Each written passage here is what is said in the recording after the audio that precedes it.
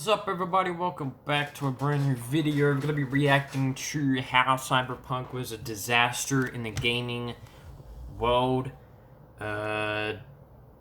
It's pretty disappointing. So this is a video to explain those reasons why.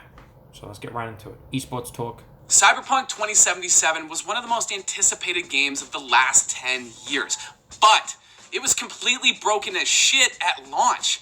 Since then, 2 class action lawsuits have been filed against the developer, accusing them of straight up lying to investors and knowingly launching a game that was literally unplayable for a lot of people on console.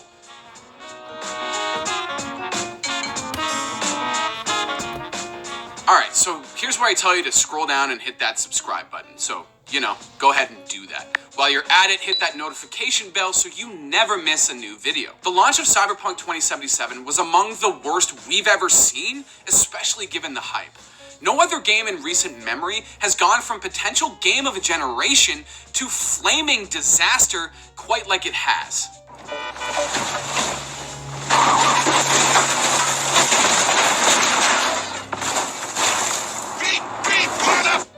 And because of their awful launch, developer CD Projekt Red is now facing 2 class action lawsuits, which accuse them of lying to investors about the broken state of the game, as well as blaming them for all of the problems that happened post-launch. You guys also might remember that the game was so broken at launch that Sony, Microsoft, and Best Buy not only offered refunds on the game, Sony fucking pulled it from the entirety of its digital store. On top of that, we recently got the first of 2 gigantic patches intended to, and when I say this, I'm only being slightly hyperbolic, fix the entire game. And wouldn't you know it, players are reporting a new game-breaking bug because of these patches. Alright, so let's start from the beginning. Cyberpunk 2077 was announced in 2012, and it was confirmed that CD Projekt Red would be developing it. The entire gaming world spent the next 8 years losing their fucking minds.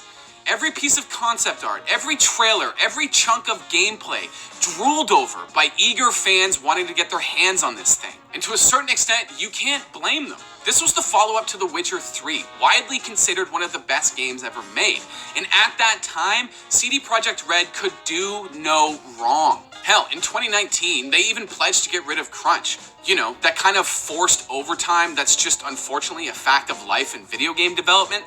It's something that they were known for in the past, and it's something that they wanted to fix. Unfortunately, the entirety of that CDPR can do no wrong sentiment disappeared in 2020. By then, Cyberpunk 2077 was in late-stage development, and anticipation was through the roof. But from January up until its eventual release in December, that anticipation was met with growing concern. Here's just some of the stuff that led people to believe that Cyberpunk might not be the perfect game we were hoping for. For one thing, there was 3 separate delays. And then there was the revelation that forced overtime hours would be necessary when they publicly said it wouldn't be.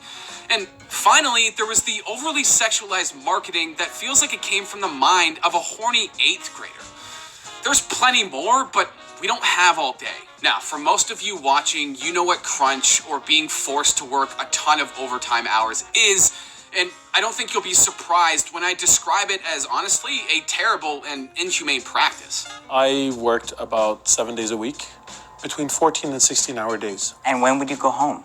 I would go home when I was ready to collapse, basically. And we're not talking about working overtime for a week or 2 at a time here.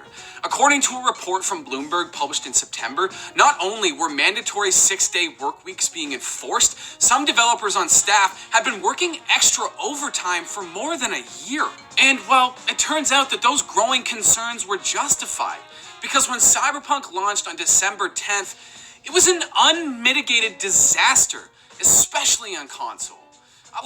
Just look at some of this shit.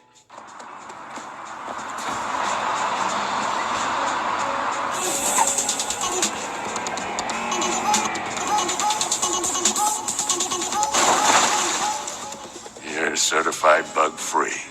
Bug-free. Shit, Victor, not bad. I don't know what to say. Say you'll take this and remember the dosage. 2 whips now and another 2 in an hour.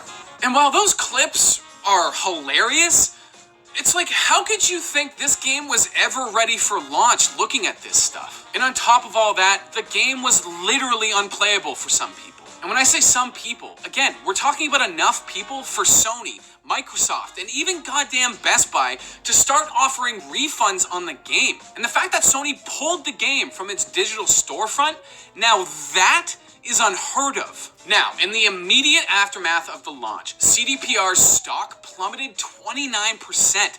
We're talking about $1.8 billion wiped out. And it's here where we loop all the way back around to those two class action lawsuits that I mentioned off the top. Essentially, both lawsuits accuse CDPR of lying to investors and the general public about the broken state of the game prior to its launch. And due to those alleged lies, a broken game was sold to the public that cost investors a ton of money. And these lawsuits are basically trying to recoup a piece of that money for its investors, as well as getting CDPR to pay legal fees. Here's two examples of statements that the lawsuit alleges were either lies or full of bias. And just for context, these statements were made by CDPR management to investors during different conference calls. Quote, "I wouldn't say that there's a problem because there's nothing wrong with the Xbox or PS4 versions.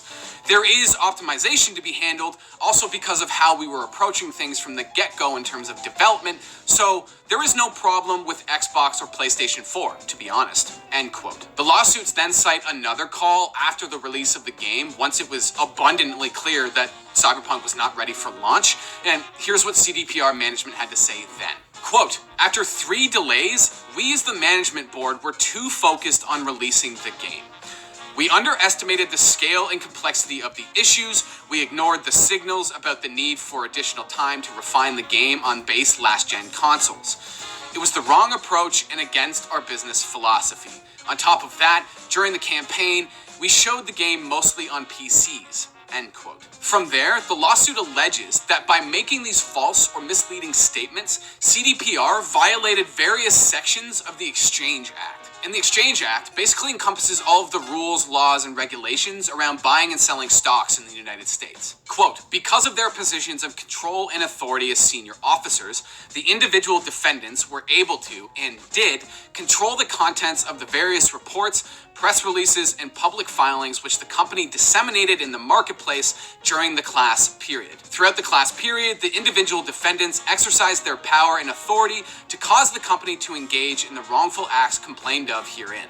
End quote. What the lawsuit is saying here is that senior management at CDPR had control and final say over messaging and marketing around the game and either lied, misrepresented, or straight up just didn't tell anybody that the game was busted. And remember, because CDPR management allegedly lied about the state of the game, investors lost $1.8 billion.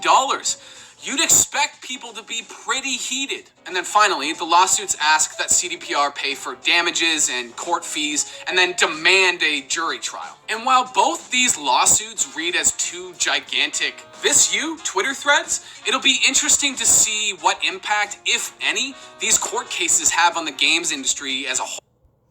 Yeah, first of all, I've seen Cyberpunk, I've seen so many clips of streamers on Twitch who play Cyberpunk, and then there's, like, weird shit that goes on with the game. I think, it's just, it doesn't feel right.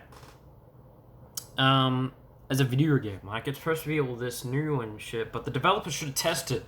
They should have went through the whole gameplay, the single player, but they didn't. So that's why there's a lot of problems, and, you know, I feel like releasing a game so early just makes no sense, you know? If I was a developer, I would have said, hey, listen, because we got the game ready, let's get one of our co-workers or employees to play the full game, see if anything's wrong with it. But this game, they didn't do that, so they just went ahead and just fucking started taking it on the shelves, and people could buy it, and a lot of people are pissed because they wasted so much money on it. I know one of my friends have bought Cyberpunk, and nothing's happened yet, but I told him if you get through the gameplay, you will see something. So, and, yeah, so, it's massive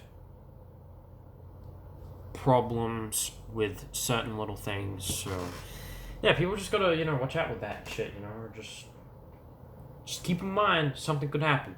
So, yeah. Anyway, peace out, chat.